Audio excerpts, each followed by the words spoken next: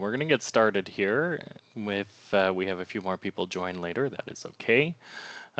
So we're going to talk a little bit about building effective data retention policies and systems to avoid lawsuits. So it's really about, can you prove that you have data retention? So let's jump right in and let's talk about a little bit about who I am, who TRINUS is, and what we're going to speak about today. My name is Damon Mascott, and I have been with TRINUS for almost a decade now, had a ton of hands-on experience in the tech industry, navigated through working in retail computer sales and repair to corporate IT to account management to sales management to outside sales, where I am now. And with all of that knowledge, I've gathered a deep understanding of the technical intricacies and nuances of relationship building and client focus. If you're new to TRINUS, TRINUS is a managed service provider and a managed security service provider in Stony Plain, Alberta, and we've been in operation since 1997 with our vision to be the Western Canadian leader of complete technology solutions for local government and small to medium-sized business by delivering secure, innovative, and proven systems to solve any technological need. A few of our core values at TRINUS are reliability, client focus, and professionalism. And as we talked at the beginning there, we are going to be talking about building effective data retention policies, what that's going to look like, the history of data retention and how it's evolved over the times, and what we need to do to keep ourselves compliant. So let's jump right in and figure out what data retention policies really are. A policy for data retention really defines what data to keep, how long to keep it, when and how to destroy it. It includes structured and unstructured data such as emails, chats, videos, documents, and so forth. And it should be defined as role-based or department-specific. Now, we got to understand a little bit of the legal and sector-specific requirements. As some of you may have known, especially in the public sector, as of June 11th, 2025, FOIP, the Freedom of Information Privacy Act, has been replaced and split into two statutes. First one being the Access to Information Act, and the second one being the Privacy or the Protection of Privacy Act. So now that we're talking about two separate things, we have to look at each of those in depth so that we can understand it further.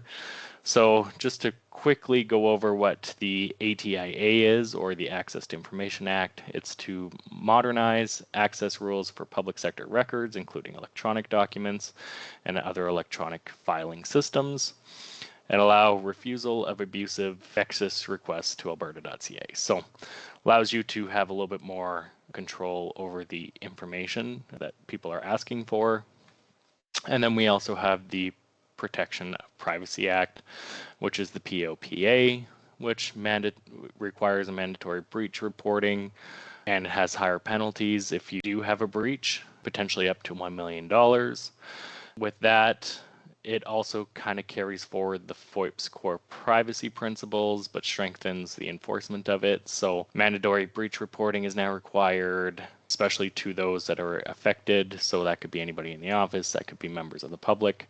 And that breach reporting has to go to the Office of the Information and Privacy Commissioner and to the minister. It's up to the minister there to hand out penalties. And like I say, that could go up to about $1 million if you have a very severe penalty there. So really making sure that you're protecting your systems and making sure that you have good reporting on that. A little bit more, we have the Alberta Private Sector, which is the Personal Information Protection Act, so PIPA. It's just the standard retention and disposal rules is really what we'll get into today. And then the federal private sector, which is the PIPEDA or PIPEDA. Again, we're going to talk a little bit more about the standard retention and disposal rules. Really, we're going to be focusing in on the public bodies and the private bodies today.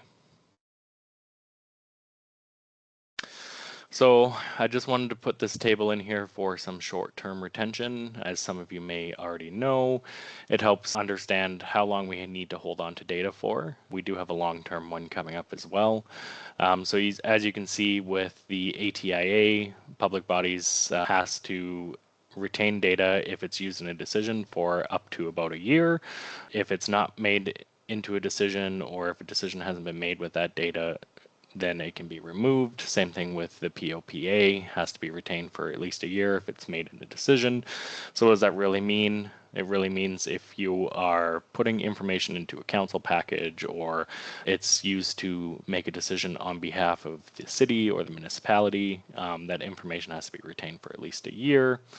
And then you have the private sector, which is the PIPA and the PIPEDA.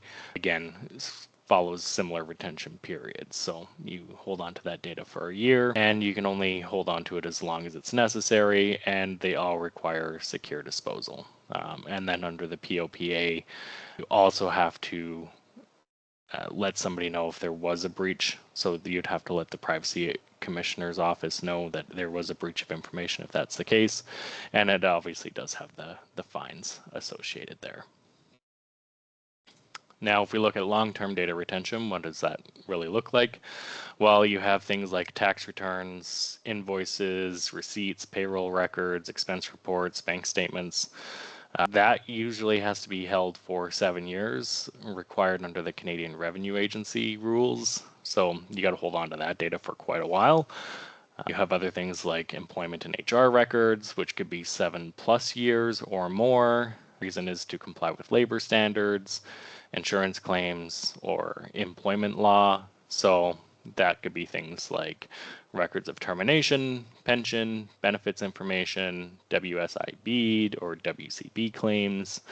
You have employment contracts, disciplinary actions, maybe performance improvement plans, that sort of thing.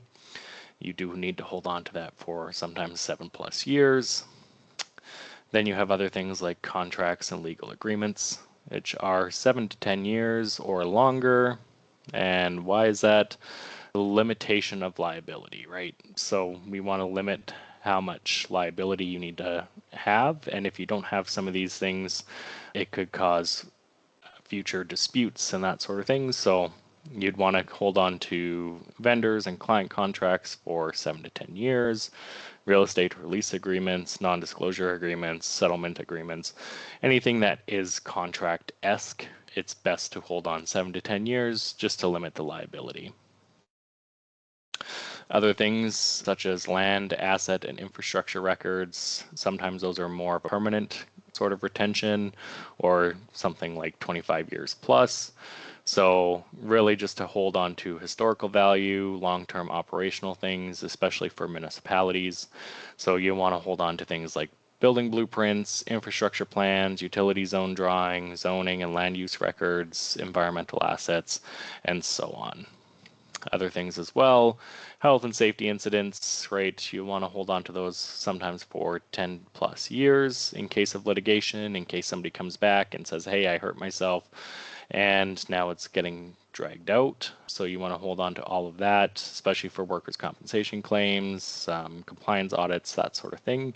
So you would look at injury reports, exposure to hazardous materials, safety audits, inspections, that sort of stuff. Furthermore, you'd have surveillance and investigation records. That can vary from 1 to 20+ years, especially if it's used in formal investigations, right? So other pieces of legislation that might apply to this is the ATIA, the POPA, the HR, and other legal requests. So that information that might be stored is going to be things like incident-related closed circuit television footage. You're going to have things like access logs, security investigations, litigation holds, that sort of thing. And then, of course, you have the historical and archival information. So this is more of a permanent thing. So this is going to be in the public sector more for the council meetings, strategic plans, foundational government governance documents, corporate incorporation documents, things along that line that you might need to pull back up at a later time. So Now that we have a little bit of an understanding of what are some short-term data retention and some of the long-term data retention, let's just take a look at the history of how data retention has worked.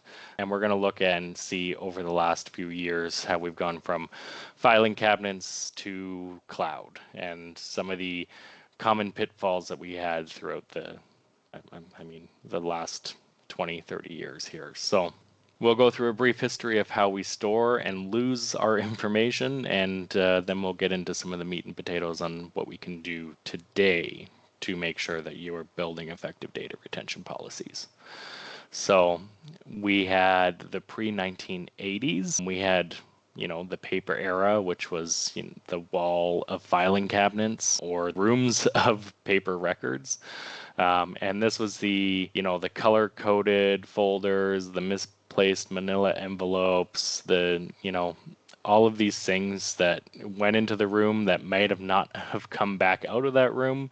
We had lots of data loss happening through that, especially in not only the public sector, but in the private sector as well. If you wanted to retrieve a document, you need to know kind of who filed it and when and under what weird label that they used that day. So it's never a cut and dry method, and I praise anybody who has been able to build out a proper filing system for paper records, because that is just a mess. So, 1980s, pre-1980s, we had a lot of the paper era, lots of documents going missing, not so great from a litigation standpoint, but it was a little bit more common, which the courts would allow some leniency based on that. Then we moved from 1980s to 1990s. This is kind of the digital revolution that we saw. So we had computers that made it easier to store the information, but harder to delete it.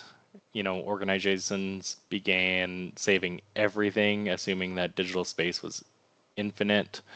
Unfortunately, there were some downsides to that. There was poor indexing and retrieval options. They weren't really thought through when they were saving information to those computers. And we started going from where is it in the drawer to where did someone save it on the C drive. So we had a lot of local storage happening on everyone's computers, which made it hard for when those computers decided to crash.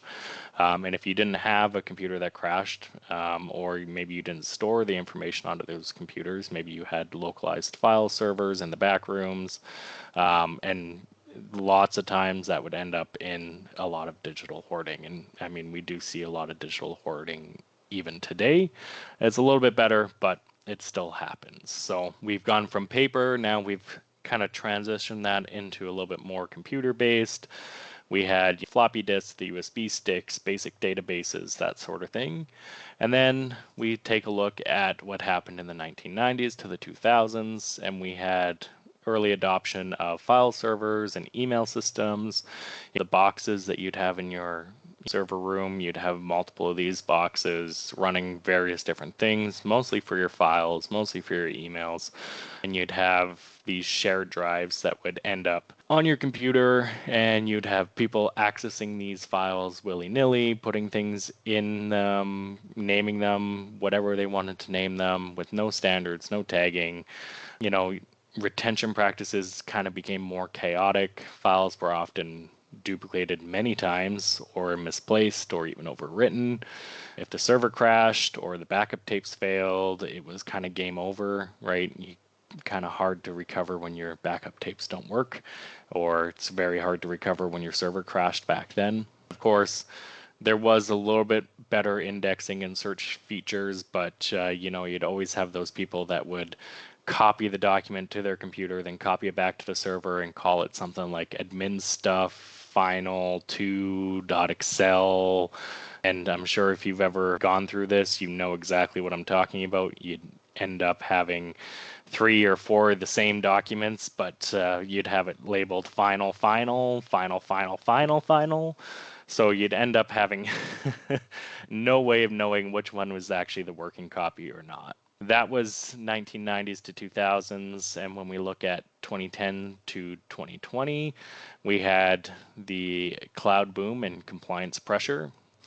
We had the rise of obviously the cloud spaces like Microsoft 365, you had Google Workspace, you had Dropbox. Then we started seeing things within FOIP and the PIPA and the PIPEDA.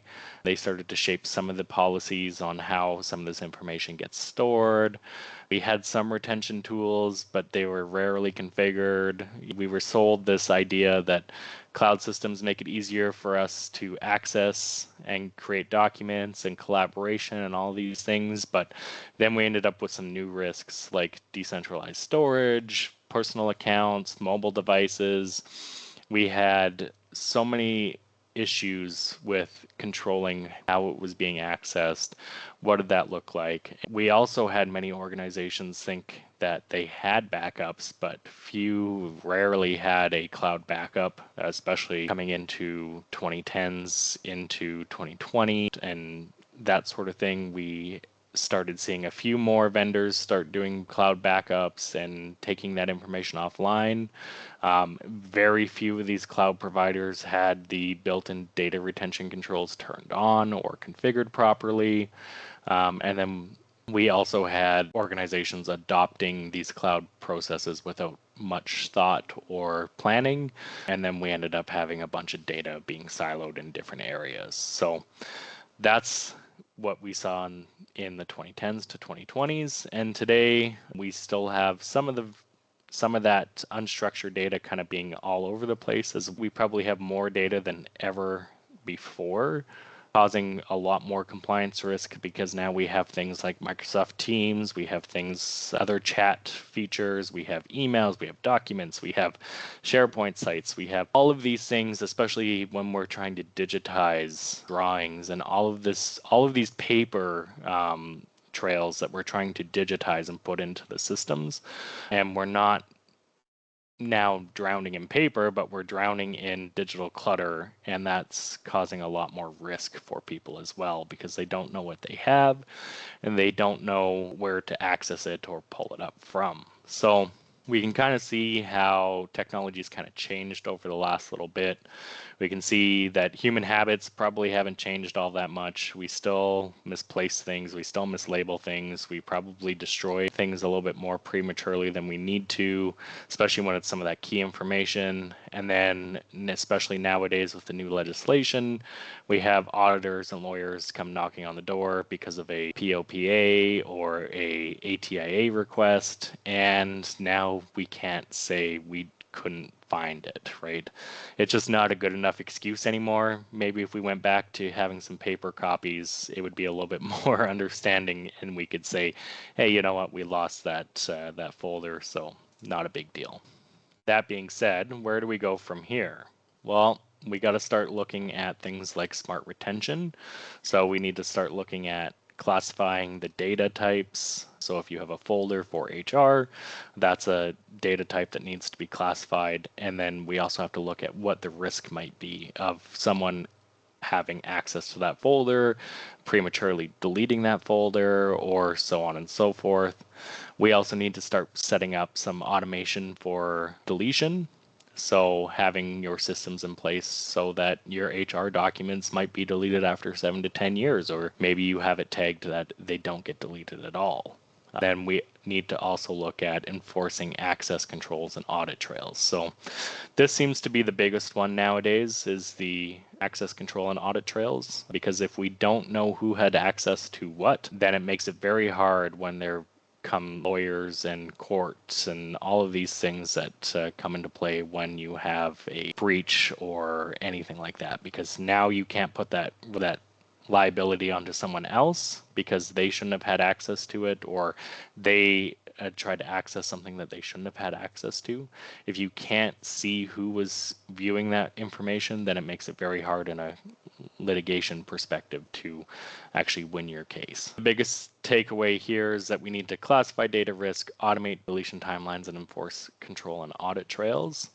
And then the biggest thing here is a lot of writing, but I'll try to summarize this here for everyone, is we need to look at the data discovery, assessment, and privacy compliance. So when we talk about retention policies or secure destruction.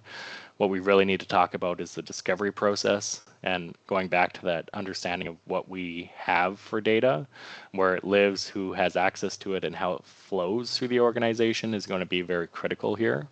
Often, this one step that's often overlooked because it's not something that we have been trained on. It's not something that we need to necessarily know who has access to everything, but it's becoming more relevant nowadays. So you can't really build a policy or a system of retention if you don't know what you're retaining and where that data mapping is and what classification it needs to be classified as. You're going to have people accessing some information. You need to know who it is, how that all gets structured, and what are the potential risks. Typically at this stage during the discovery, you'd want to probably start doing a privacy impact assessment, or PIA for short, because it is required under the Protection of Privacy Act, or the POPA, especially when you're trying to launch any new system or if you're making significant changes to how personal information is stored or collected or even used. The PIA doesn't have to be a standalone process. It can be done in tandem with your discovery phase. In fact, it might actually work better that you do it that way, because then you can identify data and systems, and you're also assessing your risks and ensuring that your design is compliant from the beginning. And that's what the POPA Act calls privacy by design. And then this is also where the Access to Information Act plays a role as well, because if someone submits an access request under the Act, we need to know where that information is and be able to retrieve it promptly. So this discovery and classification work also supports your transparency and accountability obligations under the ATIA. So really the takeaway here is discovery and assessment are not just a good practice, they're also a legal requirement, especially now under the POPA. They set the stage for your retention schedules, your access policies, and your long-term compliance. So making sure that you do some sort of data discovery or you do a data assessment to see how you stack up. And again, if you are in the process of doing a privacy impact assessment, it does help understand those risks and help put that report together for you as well. So really, here's the tangibles here is how do you really classify your data and your type of risk.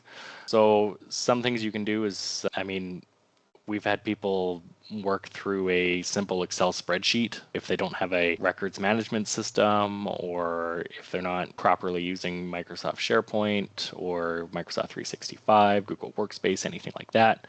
But really the idea is that you want to create categories. So an example would be you'd have an HR category, a finance category, legal, customer surveillance, that sort of thing. You'd want to flag anything that has personal information in it or non-personal data in it, and then identify your high risk types. So with that, whether that be contracts, health info, client complaints, tax information, anything like that, you want to identify those risks and then start tagging them as such, right? So in SharePoint, there's tools in there that you can use metadata, tags, and retention labels. In Google Workspace, you could classify via folders and admin labels.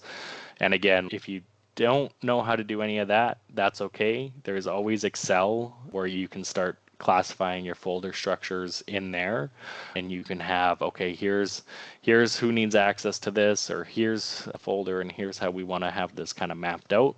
And the reason why this matters is obviously you can't protect or retain what you don't know you have, and classification ensures that sensitive or high risk records don't fall through the cracks. Then we have deletion, access, and audit trails, where you'll want to apply things like retention rules by data type, not just user judgment. So what does that mean? It means that if you need to hold on to your tax records for a certain amount of time, those have a retention rule on them so that they automatically delete after that retention period. So you can use the automated delete. You could have a staff member go in and delete if you wanted to create a calendar event for them. Not usually the best practice, but it is a practice that you could use. You could use other tools inside like the Microsoft 365 Compliance Center, where you can use the retention labels and actually tell it to keep that information for 7 years on that folder or the information in that folder. Google Vault, if you're using Google Workspace, could also do the same sort of retention controls. You also have record management systems like ShinyDocs, FileHold, Laserfiche. All of those should have their own retention rules that you could use. And kind of the takeaways here is that you also want to have the role-based permissions. So if you have an HR folder, making sure that you only have HR accessible into that folder. If you have a finance folder, it's different from people who access HR. I think we're pretty good at doing some of that, but we also need to turn on the access logging. So you want to make sure that you're regularly reviewing your audit logs. Right at TRINUS, we can go through and review the audit logs for you and make sure that we still have the right people accessing the right information. If you have an in-house IT provider, then you might want to have them also regularly review the audit controls as well. But the real pro tips here is that you want to build workflows that notify record owners before deletion and give them time to flag for illegal hold or exemption. So inside those systems, if you want to notify the members of staff to make sure that their information isn't going to be deleted, because nothing worse than having to go through a legal hold and find out that your retention rules just now deleted all of the information that you need to access. So having some sort of notification process does help. And then if we look at the POPA and the ATIA compliance, this would help get you into compliance with that as well. We also look at what's the difference between backup and retention and archiving, because backups don't equal retention and retention does not equal archiving. So if we look at the differences here, we can see that backups are really more designed to restore after a system crash, or if a disaster came through the office, you could at least restore your operations. It's not necessarily designed to be a tool for retrieving specific or may not be there. And really it's not POPA or ATIA or PIPA compliant if this is what you're classifying as your only retention method, right? And then we look at, okay, well, what does retention actually mean? Yeah, so retention is not the same as backups, right? So we need to have, under retention, we have policies that say that we keep this type of information for an X amount of years. It must be auditable, retrievable, and searchable by the authorized people in the organization. We often have this as part of a legal obligation, so under the ATIA, the POPA, and the CRA, and then HR law as well. So it's a very compliance-focused piece of documentation and policies and things that go into there. And then we have archiving, which is really turning these long-term data retention things into a system that they can still access the information. Maybe it's a read-only type of information that they have access to, but there's usually information that doesn't need to be deleted or have some sort of retention policy to it. So things like council documents, historical information, right? Backups, more of your disaster recovery tool. Retention is the tool that helps you in a litigation, and then your archiving is taking all of that long-term data storage and turning it into something that's a read-only, so you can go back to it if you ever need to.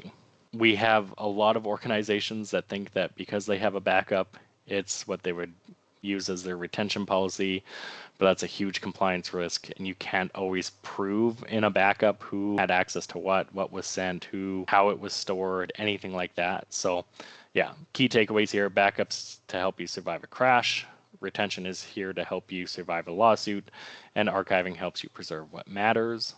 And then here's some things that you can get ready for yourself to make sure that you're audit ready and lawsuit proof. So biggest takeaways from this is that you know where your data is, right? You have centralized systems with clear structure, how long to keep that information. So you have retention schedules, you know who has through buried enough, you could have it available from a records management point of view, and you can explain your process because you now have written policies, you have consistent enforcement around that.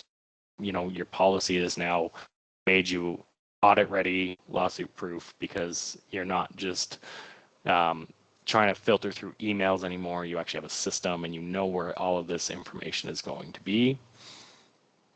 And so, like I say, we kind of gone through the whole gamut of what you can do today, but just to kind of summarize what you can do. Again, we'll want to start with a data inventory of what you can store, where you store it, for how long, or how long do you maybe need to store this information. We have high risk records. You want to identify those. So your HR, your contracts, your client data, email, CCTV, your financials. You want to identify everything in your data inventory and have that kind of tagged as such. You'll want to review your retention policy. Maybe you have one, maybe you don't have one. It'd be great if you did start creating a data retention policy. And how does that actually compare to what's in the legislation for ATIA, the POPA, the PIPA and PIPEDA standards for data retention? If you ever have any questions, you can always ask your IT if you have systems to enforce data retention and have them understand that it's not just backups, it's backups, retention, archive data. How does that look in your Microsoft 365? How does that look in your Google workspace or your server if you have a local server? And how is that actually set up, and is it set up properly? Of course, you can always contact TRINUS, and TRINUS would be happy to help you out. We can assess your current state, identify any gaps. TRINUS works with many organizations across Alberta and BC, helping to make sure that their data is compliant and they have data retention and their security is top notch. So it's not just making a theoretical system for you, it's actually making a system that's going to work and provide you clarity. So with that being said, and my internet keep dropping out because I think it's ready for lunchtime, I'm going to open it up to some questions here. I'm going to drop this information on some of the key contacts into the chat here because we do have some key contacts from a privacy impact consultants. Actually, I think we have Gene Eaton in on the call. There's another company, Privacy Works, who works in the same realm. We have document management systems, Canadian-based company called Shiny Docs. We have Microsoft 365 transformational companies where they'll actually train you on how to use 365 properly and actually work with you hand on hand to get your data classified and used properly. So I'm going to drop some of that information into the chat here, but I am happy to take any questions, comments, concerns. Feel free to come off mute as well if you have any of those questions. But I'm leaving it open for everyone. I see Gene had a question here. How can end users contribute to maintaining the system? So how can users contribute to maintaining the system? That's going to be apparent in the data retention policy. So typically your data retention policy is going to have an outline of the types of information that people are going to have access to. And then that's usually going to be inherent into your employee agreements as well, so that they understand what they have access to and what they don't have access to. So having that access control on there is going to definitely help. And then if you have a records management system, then if they're having access to certain folders with certain permissions, then that means that when they go to upload that information, they have to make sure that that information's in the right place. And that usually can come down to a training perspective, but making sure that they're aware of where they need to store that information is definitely going to help them for sure. So it's a little bit of training and education from a user standpoint on how to maintain the system correctly. If they have a records management system, a lot of the time that's going to be inherently baked in because we know that users can sometimes not always follow direction the best. So really, if you don't have a records management system, inherently training them where to store that information is going to be best, and then having a review of that data on a regular basis is going to help. And then if you do have that records management system, it's going to make that a lot easier for you.